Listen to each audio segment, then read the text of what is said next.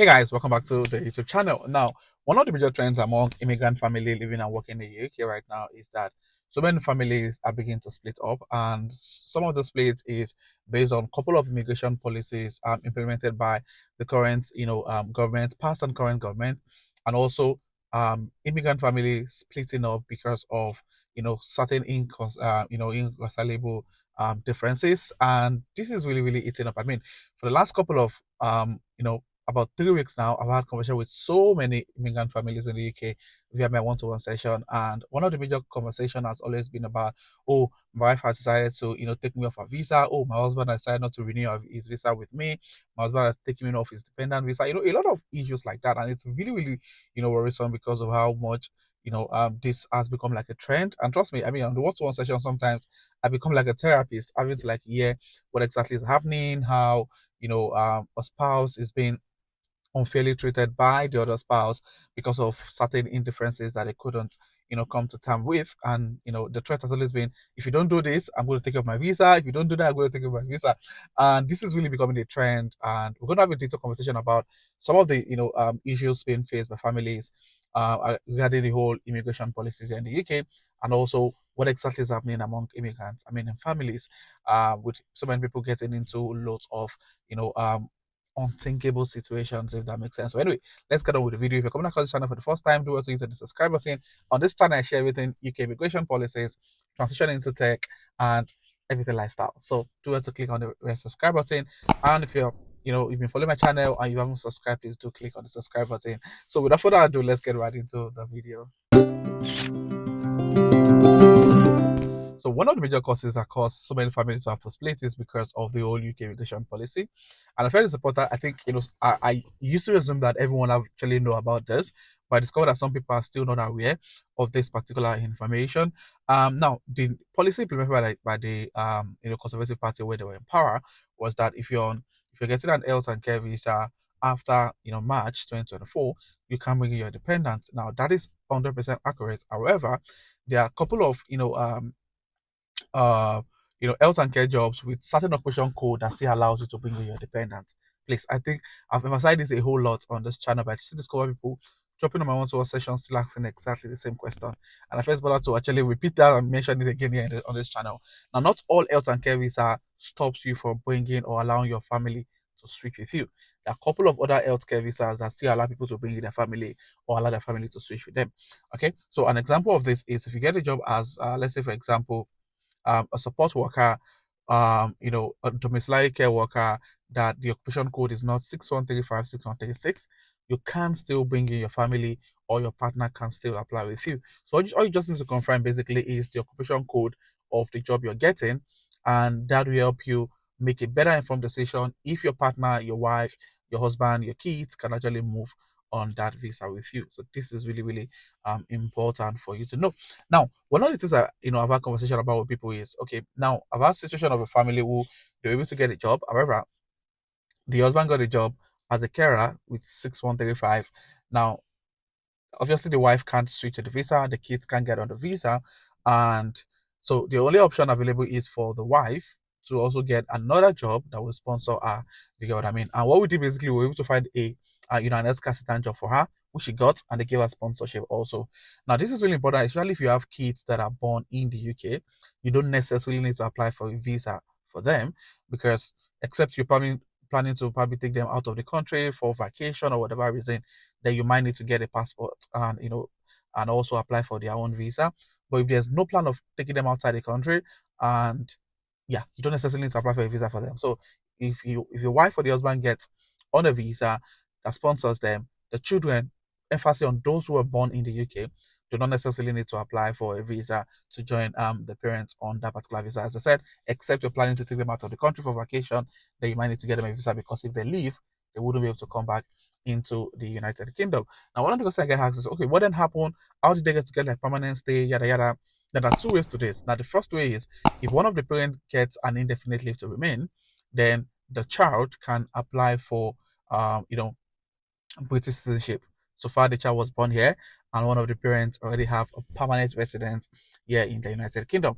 The child can apply for British citizenship immediately after one of the parents, visa, ILR application has been approved. Now, the second way is for the child. So, if the partner or the mother or the daughter, the mother or the father are unable to like get ILR, I mean, it's probably taking them longer time to get ILR. If the child have been in the UK for up to 7 years, then the child can actually apply for British citizenship. Do you get what I mean? So those are like two options. So let's say, for example, the child was born on the first year the parent moved into the UK, and let's assume that the parents are actually on the 10 years ILR route. So it means that they can get ILR until they're 10 years in the UK. Now, the child that was born in the UK can actually apply for his own residence on the seventh birthday. He doesn't need to wait until 10 years when one of the parents get ILR before the child can actually apply for British citizenship. So this is really important to know and help you kind of make better informed decision. Now, one other thing I've had families or immigrant families I've spoken with get the challenge with is, what if now if we are both on, I've had a decision with, I had like two families I spoke with, and they're both on the visa. I mean, they're both on work visas. And the interesting thing about their work visas is that they got the visa before this old new policy. It means that the wife can actually become a dependent. The husband can also become a dependent. And I asked, why did you guys decide to get tied to your employer? Because if you're both on a work visa, it means that there's no flexibility in quotes on your kind of job, because you're stuck to a particular employer until you get the new employer that will sponsor. You can actually move. You get a lot of limitations, because even if you decide to do something outside your work, you only have 20 hours cap. A lot of restriction that comes with being on a work visa. So my question was, why don't one of you guys move on a dependent visa? Now, I know you're going to lose, the number of period you spend on your work visa when counting your 5 years settlement. However, it makes sense because it gives, so for example, if the husband is the one that has the capacity to earn more, it makes sense for the husband to become the dependent. So he has that flexibility, that freedom to do whatever he wants, do whatever job he wants, and all of that. Now, one of the things I've discovered in so many of these conversations is that so many people are scared of becoming their partner's dependent, which I find a bit worrisome, because, and I wouldn't blame them in a way, because there's so many information, so many news going around about, the main applicants frustrating the dependents, threatening them, and all of those, bizarre things that are actually happening. And one of the families I spoke with, the guy was like, you know what, I'm not going to become a dependent because I don't want to be at the mercy of my wife, which doesn't make sense, because the situation is they're both on independent, they're both on the work visa, and they've got like tight schedule around work. They can't just move job except the job is willing to take over their sponsorship. And this guy got an opportunity, so this was why we jumped on the call. He got an opportunity for a job that pays, close to double what he currently earns. However, the job doesn't come with sponsorship. So the major reason why I jumped on the call was that, Daniel, what do I do? Should I actually move to my wife's visa, even though he has spent only 1 year on the work visa? It means that he's going to lose the 1 year, and it will be required to start the whole 5 years route all over again. Which, in my opinion, is not really a bad idea. If you're getting a job that pays more, it makes sense to actually leave your work visa, go on a dependent visa, take up the job, and earn more. I mean, it's the most logical and straightforward way. But so many people are actually scared of, being at the mercy of their partner, which I find worrisome, because if you don't trust your partner, then I really don't understand what the whole marriage is all about. And as I said earlier, I wouldn't blame them.